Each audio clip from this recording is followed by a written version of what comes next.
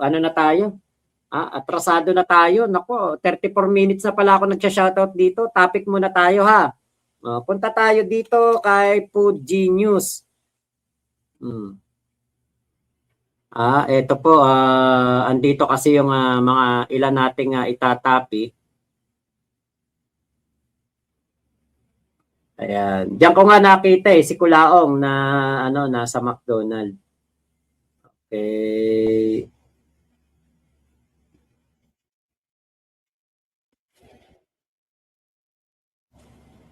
Ayan. So, syempre, si Kulaong po ay talagang magyayabang. Alam nyo naman yung taong yan. Kapag yan hindi nakapagyabang, hindi nakapagsinungaling, hindi po nakagawa ng kahit na isang kamalian sa isang araw, yan po ay lalagnatin, tatrangkasuhin. So, eto po, hinahamon niya si Food Genius. Asa ng hoyo? Enero na! Anong petsa na? Food Genius, asa ng hoyo? Hindi ka mananalo sa akin, makagago, kahit magtutuwad ka. Kasi nuknukan ka ng sinungaling at kilala sa buong Pilipinas, magmula nung bata ka hanggang ngayon, wala kang hanap buhay kundi manira ng kapwa mo. Gago. Nako, kita nyo. Yan daw po ang hanap buhay ni MG. Ako, narinig ko kay MG Sabi nga niya, masama pa pakiramdam niya, hinihika siya. Pero bilang padre de pamilya, dahil nga trabaho po niya, etong ganito, dinedebang kasi ni MG yung mga katulad ni Kulaong. Yung mga nanloloko sa SOCMED, nagpapanggap sa SOCMED, at mga may ginagawang katarantaduhan sa kanyang mga fans. Kahit sino pa yung yung vlogger na yan o influencer, talagang babanatan ka ni MG kapag may nakita siyang mali. Pero 'di ba, si Kulaong lang kasi yung nakita natin na talagang sumagot kay MG. Nico David, 'di ba, nagkademandahan lang sila. Pero si Kulaong talaga sinagpang niya. Alam niyo kung bakit? Sinagpang niya yung pagkakataon para mas lalong sumikat. Cloud chaser si Kulaong. Nakita niya si MG, 3 million subscriber. Ito po, tandaan ninyo. Kahit na ano pang negative na publicity ang maibigay nating lahat na mga anti-Kulaong dito kay Norman Mangusin, lahat po ng negative publicity na yan is still a good publicity. Kaya po, talagang sasagpangin niya ang pagkakataon at ito pong kanyang ginagawa ngayon. Alam niya na malaki ang na-benefit niya kay MG. Na-promote namin siya ng libre. Naibigay namin yung satisfaction sa kanya na mapansin ng taong bayan ng libre. Pero alam natin na kahit na makakuha si Kulaong, kunwari sa 10 manonood, makuha niya yung 3, yung 7 ma-save natin na hindi niya mabubudol. Malaking tulong na po yun for awareness, di ba? Kaya nga po ako, sabi ko nga, babalik pa ba ako sa pagkukulaong? Kinalimutan ko na tong taon to. Pinagpasa Diyos ko na lang yung 30,000 na natangay nito sa akin. Yung pinadala ko kay Dong Batalan.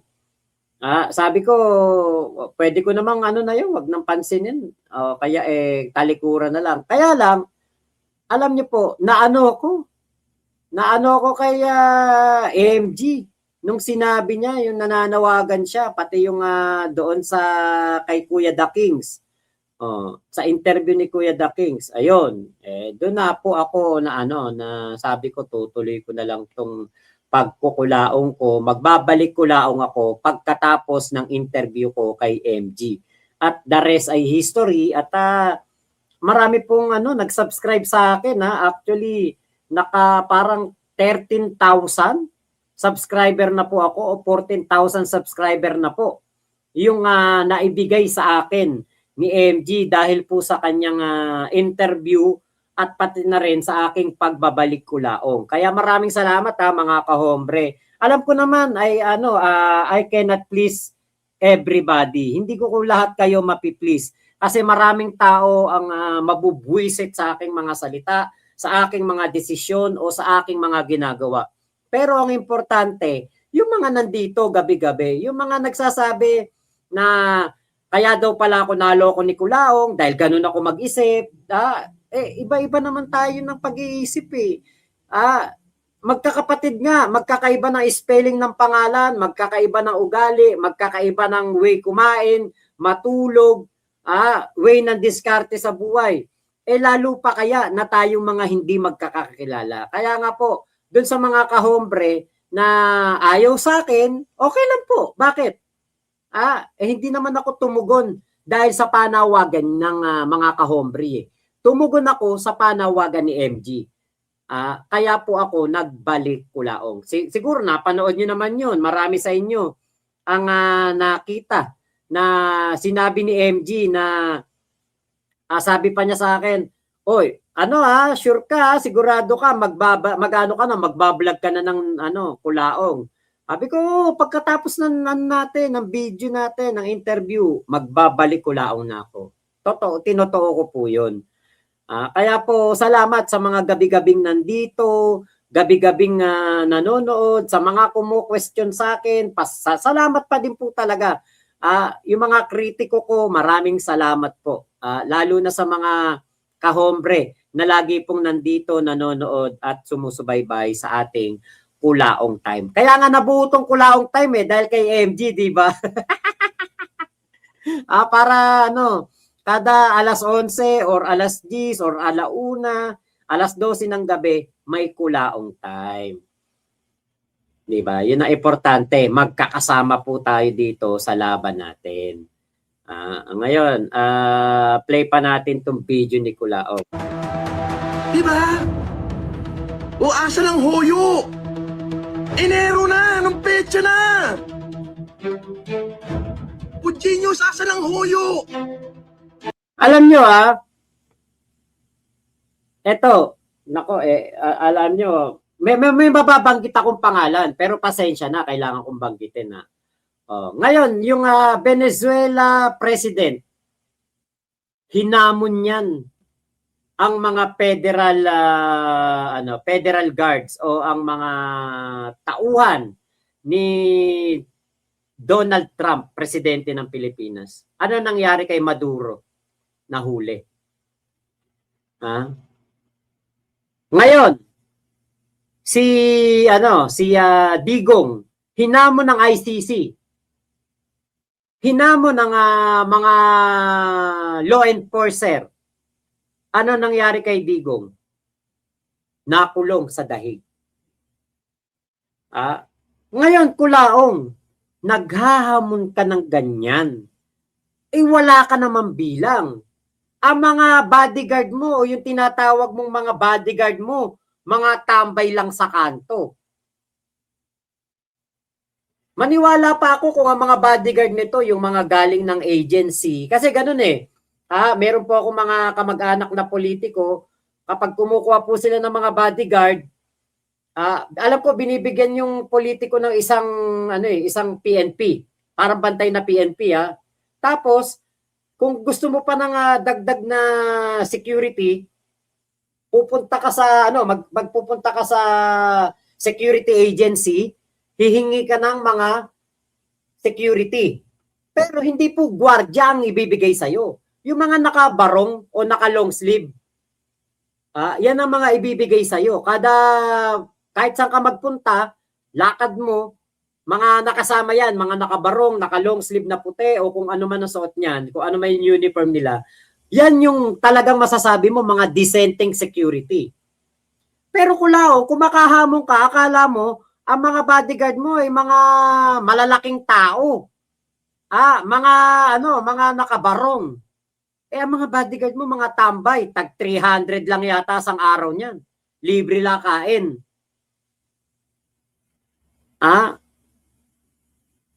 Tapos kung makaangas ka ng ganyan, parang Akala mo, hawak mo ang mga PNP, kung makahamon ka, maghintay ka lang.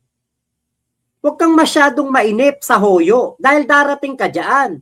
Yan naman ang sinigurado ni MG at naniniwala kami dyan. Michelle saka si Roman Rapido TV. Ayan. Salamat po sa inyo pong pakulay. Thank you po. Yan po yung dapat na sa halip na yung iba nga kapag nakasuhan na tahimik, hindi makapagyabang. Ikaw, nagmumukha ka ng engot sa pagyayabang mo, ayaw mo pang tumigil. Sabi nga ni MG, lahat na lang ng strategy na gagawin mo, kinukwento mo. Pinagmamalaki mo sa live mo, ganito gagawin ng abogado ko, ganito gagawin na cybercrime, ganito gagawin ng mga tao na ito. Pero hindi mo ba naisip yung Kulaong? Nasa gitna ka ng legal battle. At ang pinakamahirap po sa isang legal battle ay masuplong, malaman, mabuking ang next move mo. Kapag alam ng kalaban mo ang next move mo, nako, ikaw ang mapapasama. Kung sa bagay, wala naman kami ibang inisip kundi mahoyuk Pucha, magpe-Pebrero na naman. Kala ko ba October, November, December. Putik, tapos na, tricking, magba-Valentine's Day, magnanasareno na bukas, oh. Ano na? Asan yung hoyo? Hoyo? Ayun, 'di ba? Yan po ang pinagmamayabang ni Kulaong. Yung nasaan na ang hoyo. Hindi niya alam, 'di ba? Hoyo is just around the corner. Hindi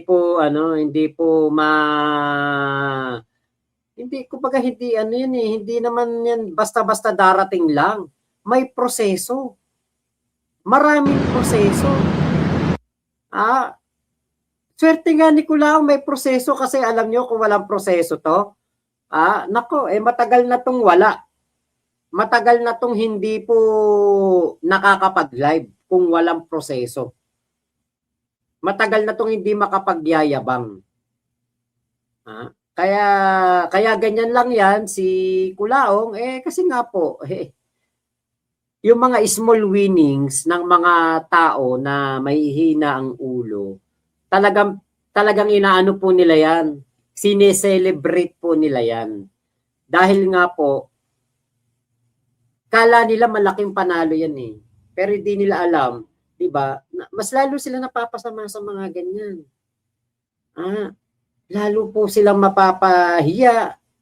Yun naman ang nangyayari 'Di ba? Yun naman ang totoong nakikita natin. Doon papunta si Kulaong sa pagkapahiyang malaking-malaki. Ayan. Layumi Owishi, like muna ako, mahirap na. Ayun,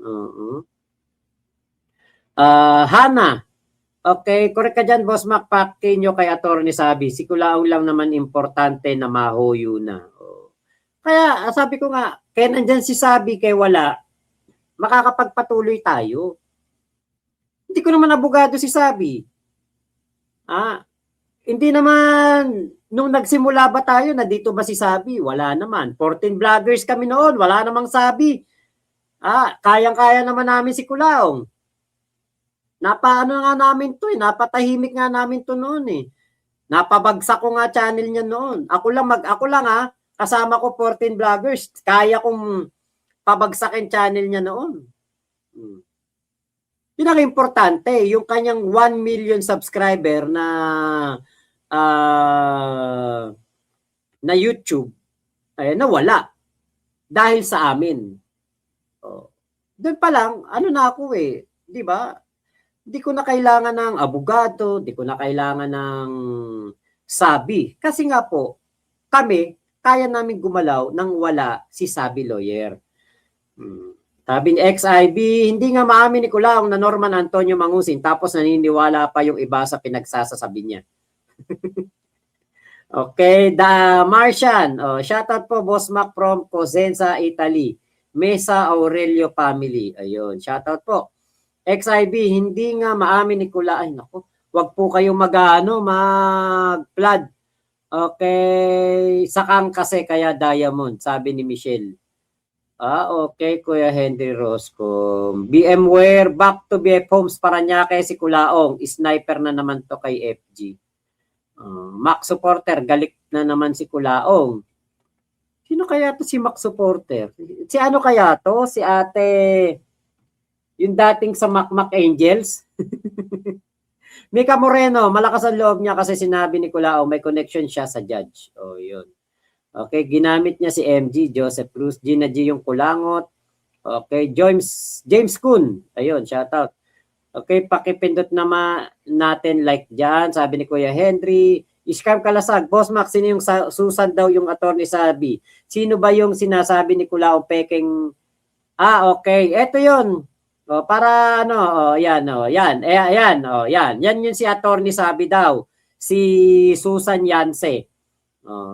Hayaan na natin sa buhay niya si Susan Yance. 'Di ba? Basta ako, the enemy of my enemy is my friend. Kung ako naperwisyo ni Attorney Sabi o ako ay naagrabyado, ayun, baka magalit din ako. Pero hindi naman eh. Hanali, superficial, thank you po sa inyo pong pakulay. Salamat. From Santa Maria, Bulacan. Thank you po. Okay, libre kain, tapos isang kain, isang araw lang. Nasabi na ni Ian yun eh. Sabi ni VMware. Okay, Innocence, The Raymond, mga guard ni Kulaong, batak na batak lahat. Wala pa daw tulog mismo si Kulaong na nagsabi. Tama po. Neural key. Yung mga nakabarong, sila po yung dating mga... talaga ba? Okay, Change Oil TV, mga tulak sa kanto. Lowest 300 bodyguard, sabi ni Henry. Bart Agtarap, mga kasama niya yung mga adik sa Baklaran. Mika Moreno, naiinip to si Kulaong na mahuyo. Pinagdadampot lang sa gilid, mga rugby boys. Risa Franco. Okay, Roman Rapido, thanks po for sharing your blessing, Ate Bergie. Christopher Polintan, buwan na wala pang nayuyuho sa dalawa. Matagal po kasi talaga hostisya dito sa Pilipinas. Hanali, superficial, thank you Pritzy Wilan, nag-like na ako, ayoko maging kamukha si Kulaong. Kuya Henry, thank you for sharing your blessing. Ate Bergie, ayan, thanks for sharing your blessing, friend. Hanali, superficial. Si Ate Emily San Pedro, 99 ringgit. 99 ringgit. Salamat po, ringgit yan, MYR. Salamat malam. Salamat datang kay Saya Live. You pergisi ni hari-hari. Saya ada live hari-hari. Kulaong time. Ano ba yan? Seblas. Seblas malam. Nakakamiss magsalita ng mali, ng Malay. 7 taon ako diyan sa Malaysia. Okay, i-hire niya mga guard ni Rogelio, guard ni Lola, ni Dora. Yes, katiri talaga to si Kulaong. Okay, JB Presilia, ikaw nakikisaw-saw ka din sa away ng dalawa para kumita ka rin, hindorotot ka din hindi naman ako tumatanggi. Totoo. Pinagkakakitaan ko si Kulaong para mabawi ko naman yung 30,000 ko dito kay Kulaong. Hindi naman niya na ibabalik sa akin yun. Di magbablog na lang ako para kumita ako. Para mabawi ko yung 30K ko. Tama ka, JB Presilia, nakikisaw-saw ako sa away ng dalawa. Okay, Kuya Henry, baka nga di niya binayaran yung bodyguard niya kasi di na siya dumiretso sa Heritage. Baka. Risa Franco, ang tanong naman, saan din sinasabi niyang iuhuyo si MG ng 5 days, itataon pa ng Friday. Anyari. Diba? Mas maraming sinabi si Kulaong na hindi po nagkatotoo. Okay, Scam Kalasag, may binanggit siya, Susan daw pangalan. Sam Paul, si Sam Paul, amoy nilagang saging na saba, siguro loob ng sasakyan ni Kulaong. amoy, para amoy Epsin, di ba? Risa Franco, kala ko nasa kondo na tong pangit na to. Umuwi daw ng BF. Chan, sana walang mauto na estudyante tong si Kulaong sa sub. Sana nga. 'Di ba? Ibang level talaga ang pagka-delusional ni Kulaong, walang katulad. Yung kung may worst pa sa Siberian na 'yon. Mak, bahong-baho ako sa kapatid kong naninigarilyo. Paano pa kaya itong si Kulaong? Mabaho na mabaho pa amoy. Erwin Pagunsan. Brian Manabat, ayan, shoutout po. Ayan, Emily San Pedro, thank you po ha sa inyo pong pakulay. Salamat po talaga. Okay, Nais Mendoza, saan po ba nakuha ni Kulaong mga guns na yun, Mac? Di ko po alam. Merry Christmas and Happy New Year po, Ate Emily San Pedro. Gin Pineapple, ayun, shot na. Templado na ba yan? Sama-sama kawan. Thank you. Ayun, welcome friend, yung sama-sama kawan. Ayun. Salamat. Kuya Henry, Emily San Pedro, thank you for sharing your blessing. Sample, amoy, ayun na pala yun, nabasa na natin. VMware, inggit si JB Kulaong, members ka rin ba? Mga bodyguard ni Kulangot, puro kalabit pe. Kalabit pe. Yung isa nung makita ko para si Bangkay Okay, Bert Agtarap, may, ano yun? May gaga ako sa baliw na yan. Okay. Marilo Galimba. Yan ang gusto ko kay Mac, hindi pikon. Ay, nako. Napakalabo po ako mapikon. Nanay ko nga naglalaya sa amin pag nabubuisit sa akin Ako pa mapikon. Ako po ang pipikon. Ako po ang bubuisit sa amin. Joseph Cruz, basher lang yan. Huwag pansinin. Nababasa mo pa din pala kahit nire-remove ko na Boss Mac yung Hindorotot na nagko-comment na yun. Kasi nandito ako sa sa StreamYard. Ramsel Tanudra, wow. Kayo Panday Chakap Melayu. Juga Kawan Makmak. Bole. Pilipinas bole, Malaysia bole. Ayun bole ha. Saya ini dati Malaysia juga Labuan Malaysia. Ayun. Saya kerja. Ito Malaysia, 7 tahun. Ano ba yun? That's why. Saya kerja. Ito, you tahu McDonald Jalan apa tuh? Saya lupa. Ito nama. Ito nama McDonald Jalan saya lupa. Ito buka 24 juga. Ayan. Nakalimutan ko na kung saan yung aking McDonald na pinagtatrabahuan nun. Jalan ano yun sa may hindi naman Jalan Kuching. 2 taon ako nagtrabaho doon sa Malaysia McDonald's. Ayan. Kaya po natuto ko ng matinding Malay kasi kami yung nagte-take order mga Pilipino. Okay, XIB, wala si Kulaong, hindi niya maamin ang tunay niya na pangalan na Norman Antonio Mangusin. Sino ba talaga si boss, si FG o MG? Ang mafia di nagpapakilala. Sorry boss, di ko po alam kung sino si FG. Baka mamaya i-demanda ako ni Kulaong kasi alam ko kung sino si FG. I-dedenay ko na lang. Si Kulaong amoy paa na may alipunga. Ang baho nun. Yung amoy paa pa nga lang mabaho na Patricio Juan, hayaan nyo na lang siyang magyosi para mapadali yung buhay. Oo nga di ba? Sino bang baga masisira? Di ata nagpapalit ng damit si Kulaong, mabaho pa din. Kahit na magputi pa yan araw-araw, mag-Fred Perry pa yan, mag-Balmain, mag-LB, mag-Balenciaga araw-araw, puti. Nakakaduwal pa din ang itsura.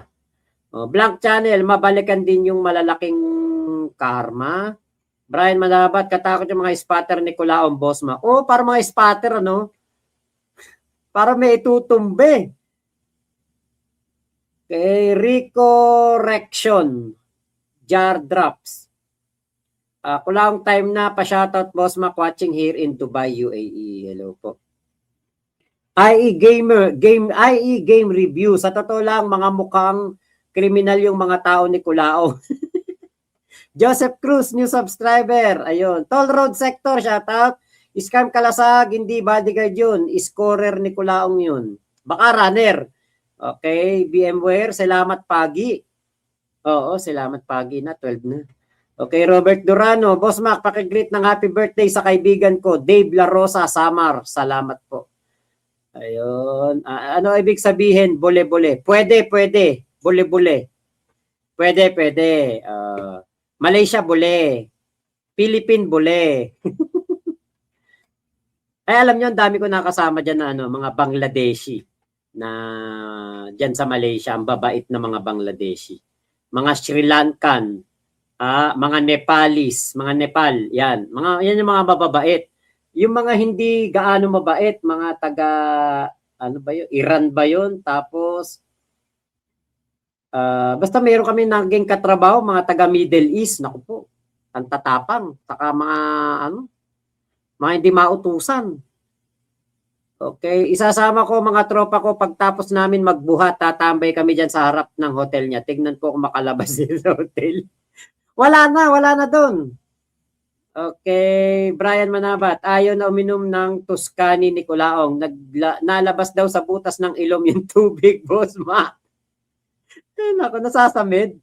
Ate Emily San Pedro, pagpatuloy lang po ang vlog dyan kay Kulaong para magising ang ating kababayan na hindi maloko. I'm from Kuching, Sarawak. Naku, ang layo niyan. Take care all of here. Saya di sinikerja. Tiga blast tahun. Okay. 13 years ka na dyan nagtatrabaho. Ay, naku, tingin ko. Mga dato ang ano mo dyan, ang mga bossing mo dyan, dato. Kasi hindi ka naman tatagal ng 13 years kung hindi yan, mga alta sosyedad. No. Alam niyo po ba mahal sa kanila yung pasahod sa mga Pilipino? Ang mga Pilipino, pag caregiver, yaya, kasambahay, yan ang mga malalaki sahod sa Malaysia. Kasi alam ng mga Malaysian, maalaga ang ating mga kababayan na OFW. Yung Fred Perry naging Fred Pirates niya dahil sa kanya. Nasira yung ng Fred Perry kay Kulaong. Kay BMW, mga members si Kulaong mukhang sasayaw ng Christmas party. Araw-araw mangusin puti, araw-araw kulay libag. Kaya Toll Sector. Tagal makulong neto, excited na kami. Hintay lang po kayo, Joji Nietes. Gin Pineapple, Boss Mac, yung mga kawork ko dito sa SG, mga Malay from Johor Bahru, all good silang lahat, parang Pinoy din sa kulit. Tama! Lalo yung yung mga taga Sabah sa Malaysia, nagtatagalog. Malaysia na, Malay, pero nagtatagalog, lokal sila. Benjamin Valdez, ipadrag test lahat kasama si Kulaong. Hindi na po kailangan. Ricardo Ilikwanan, nasi goreng masarap, nasi goreng ayam, nasi goreng USA, nasi goreng China, nasi goreng sayur. Naku, yan ang mga masasarap. Mi goreng, Boss Mac, ang sarap nun. Mi goreng naman, si Joy ang mahilig dyan. Ako hindi ako mahilig sa mi goreng. Hindi ako mahilig sa mga noodles. Waterfalls, ayan, new subs po, Boss Mac, salamat po. Okay, Mama Labs, nakauwi na. Kuya Henry, di ba sa Malaysia ba yung parang may Tagalog din meaning? Tama. Pinto din. Kelwar, exit. Sa Kapampangan, kelwar, exit din, labas. Same din po ng meaning. Kasi di ba nga tayo ay from Malaysia ang ating Indo-Malaysian ang ating mga ninuno. Okay, XIB, duda ko hinahanap na yung mga kasama ni Kulaong ng foreman nila. Tumakas na naman sa trabaho. Bukas hindi niya kasama si Norman dahil balik construction sila. Pwede po. Mababait po ba mga Malaysian? Opo. Ang babait. Sobrang bait. Wala po akong naging problema sa mga Malaysian. Alam niyo ba kung saan ako nagka-problema? Sa kapwa ko pa Pilipino. Yes, ano pangalan nung McDonald's na pinagtatrabahuan ko sa Malaysia? Sa Jalan yun? Jalan Alor? Hindi. Yung sa may flyover yung taas niyan, di ba? Kalimutan ko eh. May nag-comment kasi dito taga Malaysia. Emily, si Ate Emily. Taga ano siya, Kuching sa Sarawak. Okay. Mesadap. Sample. Mesadap. Mesadap. Oo, yung noodles yun. Oo. May uwi pa nga kami noon nung umuwi kami galing Malaysia. Okay. Is on the road na ako, Makmak. Kinig mo na muna. Thank you po, Ate Bergie. Ingat po kayo. Okay, sorry refriend, bagay suotin ni Kulang, red, white, and blue stripe na rugby shirt ng Ralph Lauren at Sonichu medallion kasi lol kaw si Kulang. Konnichiwa, idol, sakto, kakauwi ko lang work, malamig dito sa Japan. Pero pag nakikita ko si Kulang sa FB, umiinit ulo ko, mukha kasing bayag. Ryan Gabierit lang yan. Nako, J. Cole Jones, sa Zamboanga nakakapunta daw sila sa Malaysia. Tama, nakakatawid sila doon.